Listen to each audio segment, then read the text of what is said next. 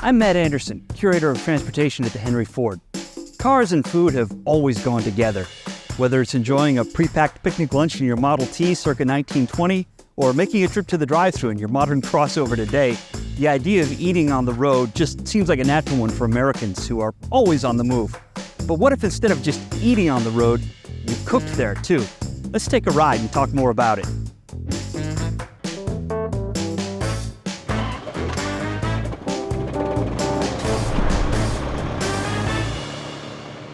At its most basic, an oven is nothing more than a space in which to warm or cook food.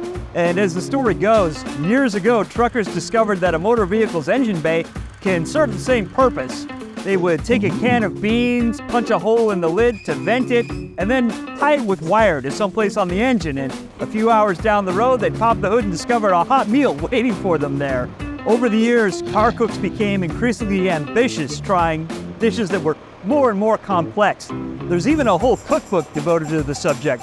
Manifold Destiny was first published in 1989. It's since been revised and reissued several times, but it's got a number of recipes for car cooking that include everything from appetizers to desserts.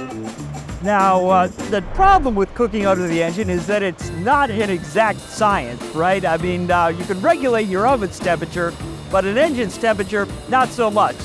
The engine in a Model T like this runs at a temperature of around 180, 200 degrees Fahrenheit, but we're really just talking about the coolant temperature or the water temperature in the engine. There are parts of the engine on the outside that get much hotter than that. And generally the same is true of modern cars. The manifold on this Model T is a good example. That's a nice spot if you want to warm something up and do some serious cooking. Now, budding car cooks might want to keep a few rules of the road in mind. First of all, you need to wrap your food in several layers of aluminum foil. And obviously this will keep dirt and grime from getting into the food, but it will also keep your food from gunking up your engine. And seasoned cooks realize too that you don't want to cook anything with sauces or a lot of liquid involved. Also, safety is absolutely paramount. The prepared chef never places, checks, or removes food before the engine is stopped running. Burned fingers are one thing, but if you make contact with a moving fan blade, well, that'll do some real damage. Now, let's cut the engine and talk with a real professional. Chef Eric, how are you today? I'm doing good, Matt. Good to see you. Now, I know you've cooked on the grill many times, but have you ever cooked behind the grill? We have not. This is going to be a first. Let's take a look.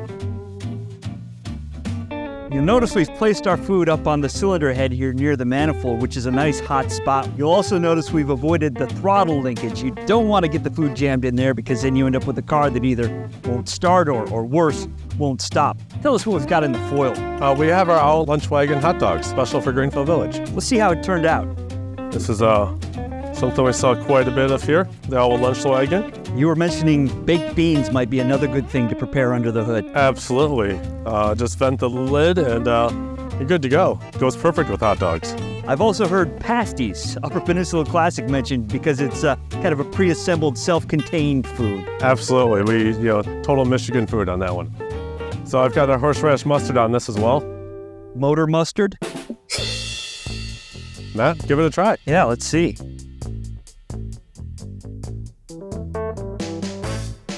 I think you've given new meaning to the term Stove Bolt 6. Awesome.